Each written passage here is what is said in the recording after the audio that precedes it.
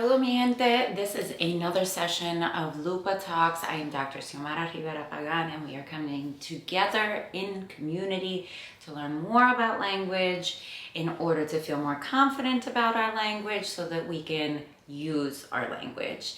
I introduced the concept of LUPA Talks last session. I shared more about what we can expect, but I also said a couple of times that I was going to share a little bit more about me, my personal journey, what got me to LUPA Talks. And I think that that's important in order to understand part of my expertise and also part of the inspiration of LUPA Talks specifically. So, shared last video, que soy boricua, orgullosa de ser boricua. And at the same time, I was born on the island and like many other folks, had to leave at some point. And so after 3 years old, our whole family transitioned out. My dad was in the military, again, as many of us experience. And so we actually kind of bopped around between a bunch of different places: Florida, Massachusetts, Maryland, Japan, lived in a couple of different places. And it is a blessing, and at the same time, it is something that a lot of us who are raised outside of the island have to navigate. Well, then how do I relate to my culture, my language, my community when I'm not being raised directly in that particular space? And so I was lucky enough that my family, we still had a lot of family that was on the island, my grandparents, aunts, uncles, cousins. And so my parents made it a point to make sure that we could go back and forth and always have that touch point. We tried as much as possible to practice the language at home, but as we often find when you are in an English dominant space like the United States, it becomes very challenging. And I know that a lot of us who are raised outside of our home language and culture kind of have to battle this out in terms of how do you practice the language in a way that feels safe and comfortable when you're also trying to grow up and figure out who you are and how to fit in with friends and society. And so we moved to a couple of different spaces, and my sister, I have a younger sister that I'm super proud of, and as she was learning to speak, she was recommended by some of her speech pathologists and other experts in the field to focus on English because supposedly English was being confused with Spanish, and they were recommending focus on one language at a time. Now, we have a lot of research to show that that is not in the best interest of the child, that children can absolutely be raised bilingually, biculturally in a way that shows that they are not only successful, but oftentimes more successful than their monolingual peers. And so it is unfortunate that that was a recommendation and that continues to be a recommendation, because oftentimes professionals are trained through a monolingual lens instead of being trained through an additive lens where they're seeing bilingualism and biculturalism as an asset. I learned this much later on. I share that to say that, as with many families, we ended up pulling back from the amount of Spanish that we were practicing at home and ended up, whether or not we wanted to or we were trying to, in some ways assimilating and losing a bit of our language, which is very disappointing, but it's not unique to us. It's actually what a lot of individuals who are growing up outside of their home language and culture experience. As I went through my middle school and my high school years, I remember high school was the first time that I took a Spanish class and said, you don't need Spanish 1. But I remember getting to Spanish 2, and there were concepts and spellings and words that I had heard for sure. When we were speaking, I was very familiar and confident. But then when it came to writing or reading, there were new concepts that I was like learning on the spot. That made me very self-conscious. And then of course, if you don't know everything in those spaces, then your peers don't know any better.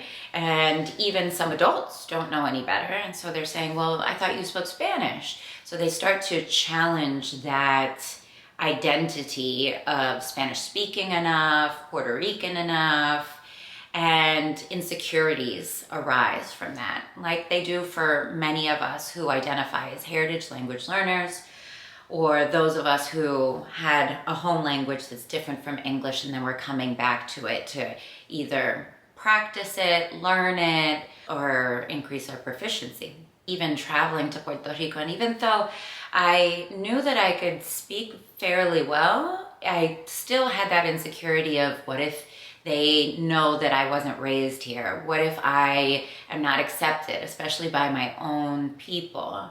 And that gave me a lot of insecurities to the point where it didn't feel safe or comfortable to talk in certain spaces unless I knew that I could absolutely execute a sentence perfectly. A funny story was when I was in high school, my dad took us to a Subway and said, you guys have to order for yourself. And I was so insecure and uncomfortable about it. And it was specifically, I couldn't remember how to say pickles. Pepinillo, si necesitas saber. Because of that, I was like, okay, if I don't know this word and I can't get the sentence that I want, well then I'm not gonna say it at all. And my dad was like, okay, well then you're just not gonna have a sandwich. And I was so angry, but really I was just angry at the whole concept of not feeling like I could express myself in the way that I could in English for a language that I was identifying as part of my culture and who I am. So that was very frustrating. Fast forward to college, this was the first time that I actually had the realization that language expectations are not the same across the board. I ended up studying abroad in Spain, in Sevilla. And when I went over there, I would speak in Spanish, and a lot of the Spanish community would say, oh, tú tienes un acento boricua, tú suenas bien boricua. I remember thinking, first of all, wow, I'm so excited and I'm so proud. And then second of all, why is it that then when I go to Puerto Rico, a veces me aceptan y a veces no? And so that started to get my brain turning in terms of, okay, maybe what I need is more practice in a space that feels comfortable or safe. So when I came back, I ended up substitute teaching, and I decided that being a teacher was what I wanted to do, and specifically being a Spanish teacher, because that gave me the opportunity to practice my language, my culture, and teaching gave me an opportunity to kind of put together a bunch of different skills that I really, really enjoyed. Connecting with people, making a difference, talking a lot. Entonces, I became a Spanish teacher. And in that Spanish teacher journey, I had to learn a lot about grammar and vocabulary and how certain words are pronounced in certain ways or mean certain things in certain places. I was coming from a Puerto Rican background. Many of my students were Salvadoran and Mexican. I remember thinking, okay, I'm gonna have to modify how I speak, because even though I'm really proud of my Puerto Rican Spanish, I want to make sure that I'm speaking in a way that is mindful and respectful of certain words that might be different in different communities, right?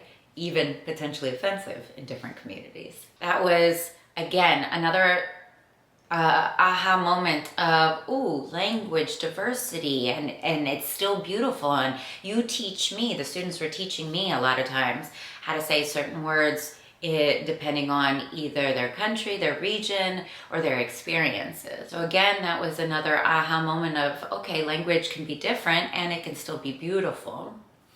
I continued teaching, and when I was about 8 to 10 years into my teaching career, I decided that because they were taking away a language program that I firmly believed in, I was like, I really want to do something with educational leadership and really hone it in on language and the decisions that decision makers are making in terms of language. And so I started working on my doctorate, and in my doctorate, more aha moments of, okay, there are systems that are put into place. And for example, language learning is seen as an asset if you are a monolingual English speaker.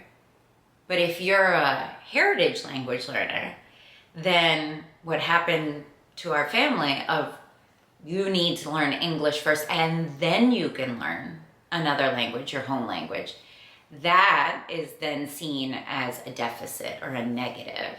And so seeing how different people were praised for their language learning versus seen as lesser or not knowing inspired me to really dig into what are these systems and what are these ways that we are thinking of language.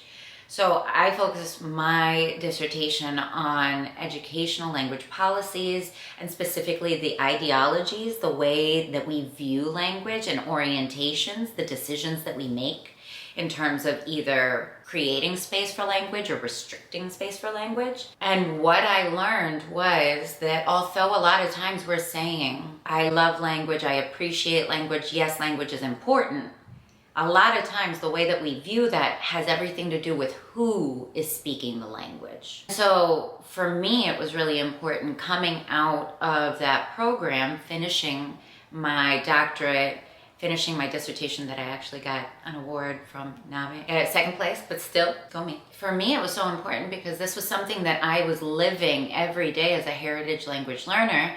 And I knew these things to be true the more that I was reading the research and the studies and what was coming out in these academic spaces.